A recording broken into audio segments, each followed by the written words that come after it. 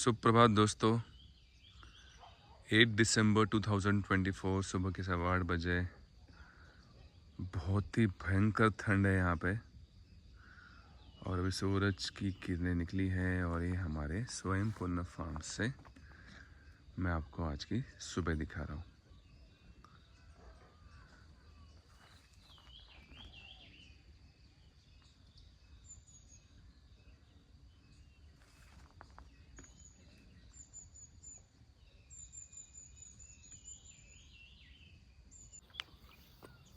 नमस्कार दोस्तों, आप सबका स्वयं पूर्ण फार्म्स के और एक नए व्लॉग में स्वागत है।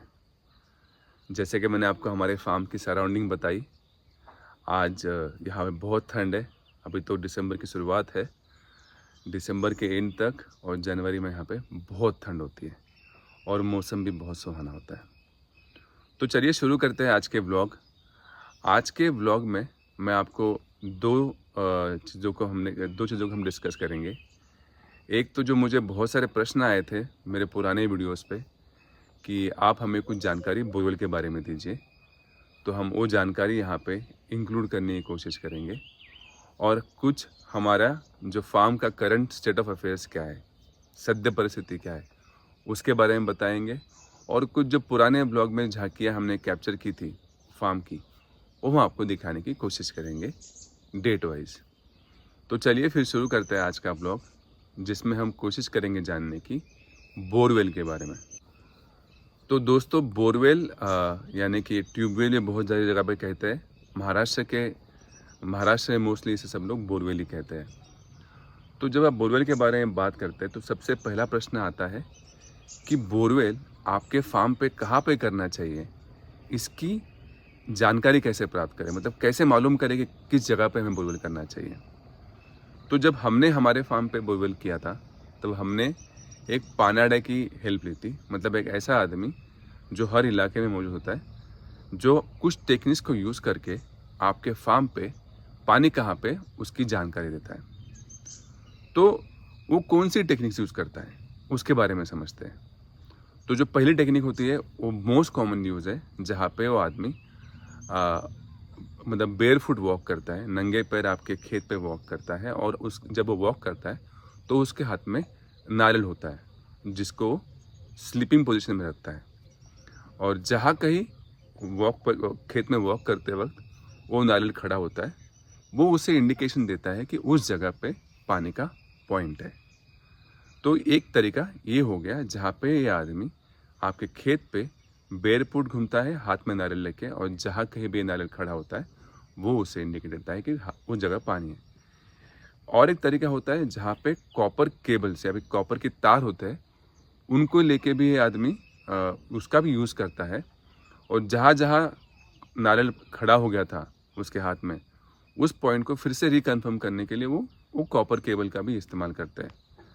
जब वो पानी का वहाँ पे संकेत स्ट्रॉन्ग होता है, मतलब ज़्यादा आशा होती है कि पानी है, तो दोनों कॉपर केबल आपस में जुड़ जाती है, तो उससे उनको संकेत मिलता है कि उस जगह पे पानी है। तो ट्रेडिशनली ये दो तरीके ये आदमी यूज़ करता है, जहाँ पे वो आइडेंटिफाई करके देता है आपके फार्म पे कि कौन से पॉइंट पे आपको पानी मिल सकता है अगर वहाँ पे आप बोरवेल करते हो। जब ये आदमी आपको पॉइंट बताता है तो वो अंदाज़न आपको बता भी देता है कि कितने फीट पे पानी मिलेगा, हालांकि उसका कोई कंफर्मेशन नहीं है कि वो जितना उसने बताया वहाँ पे वो मिल सके। ये दो तरीके ट्रेडिशनली बहुत सारी जगह पर यूज़ होते हैं आइडेंटिफाई करने के लिए या ढूंढने के लिए कि आपके फार्म पे पानी कहाँ मिलेगा। तीसरा एक ट्रेडिशनल तरीका है, मतलब वो वेल नोन तरीका है कि जिस किसी का खेत है, अगर उसने लिया है या फिर उनका पुराना खेत है जो उनके बाप दादाओं से उनको मिला है, अगर उस खेत में औदुंबर का झाड़ है तो उस औदुंबर के झाड़ के नीचे पानी हमेशा होता है। हालांकि ऐसा बहुत रेयर होता है कि किसी के फार्म में औदुंबर का झाड़ हो और वहाँ पे हो तो पानी उसके नीचे ही मिलता है। तो ये हो गए हमारे पुराने तरीके आइडेंटिफाई करने के कि पानी कहाँ पे आपके खेत में आप मिल सकता है और कैसे आप आइडेंटिफाई कर सकते हो। न्यू वेज में आजकल मशीन्स का यूज़ होता है जो आपको बोरवेल पॉइंट्स निकाल के देते हैं। ये तरीके तो बहुत ही एक्यूरेट होते हैं आज के ज़माने में, और हार्डली कुछ फेलियर्स इसमें नज़र आते हैं, और ये ज़्यादा कॉस्टली भी नहीं होते हैं। जितनी मेरी अंडरस्टैंडिंग है, they charge you around less than 10K to identify a borewell point. तो वो इन तरीकों का आप इस्तेमाल कर सकते हो आपके फार्म पे पानी कहाँ पे फाइंड करने के लिए, in order to get the borewell. तो अभी मैंने आपको बताया कि बोरवेल कहाँ पे करना चाहिए, या पानी कैसे आइडेंटिफाई करना चाहिए, किस पॉइंट पे आपके फार्म पे, वो कैसे ढूंढते हैं। ये भी एक महत्वपूर्ण बात है कि अगर आपका खेत का टेरेन कैसा है।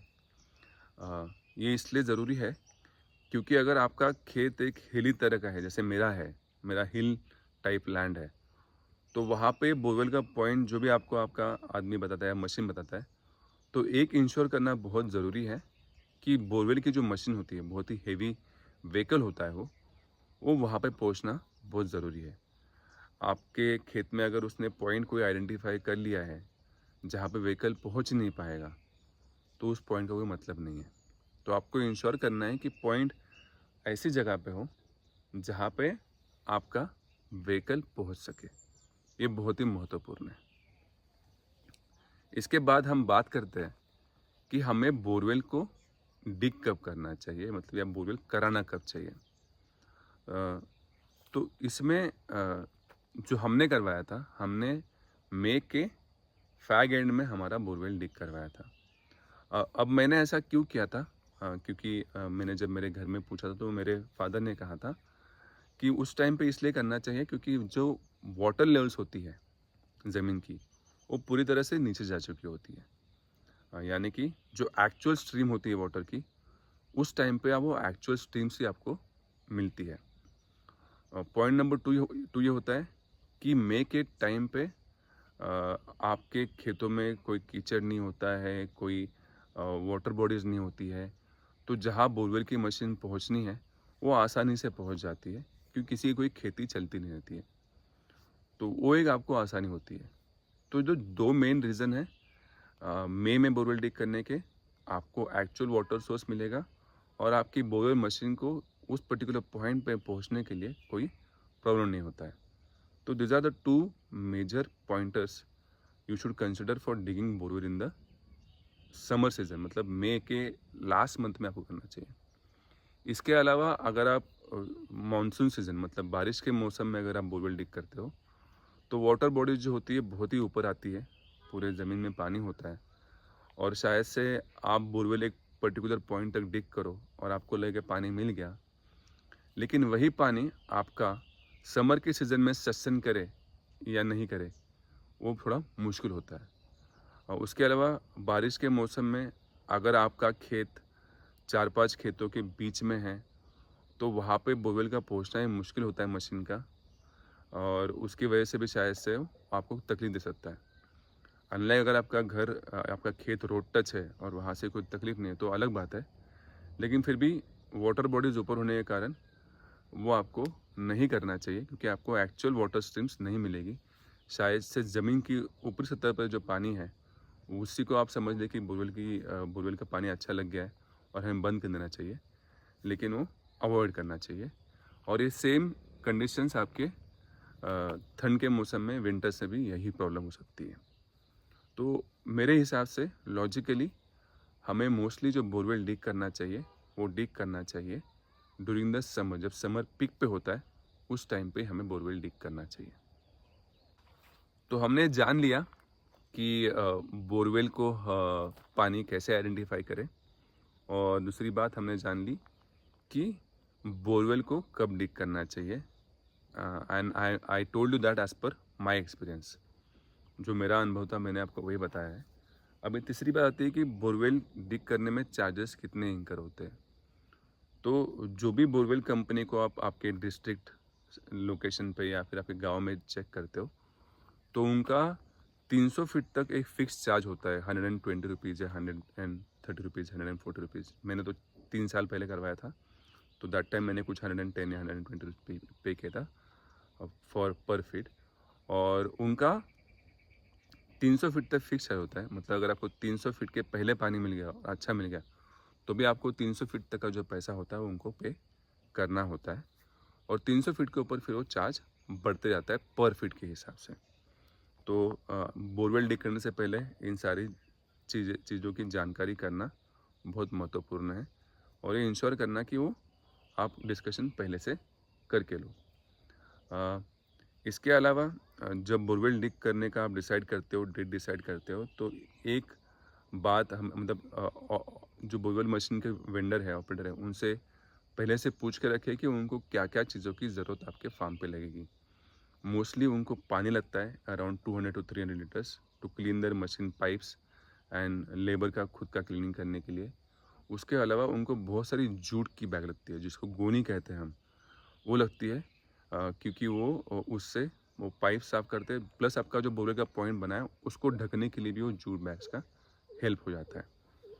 तो ये जानकारी पहले से प्राप्त करके उन चीज़ों की अवेलेबिलिटी कराना बहुत इम्पोर्टेंट है, नहीं तो लास्ट मिनट पे बहुत सारी भाग-दौड़ होती है। तो इन चीज़ों का आप ध्यान ज़रूर रखिएगा। तो अभी आते हैं हम लास्ट पार्ट पे।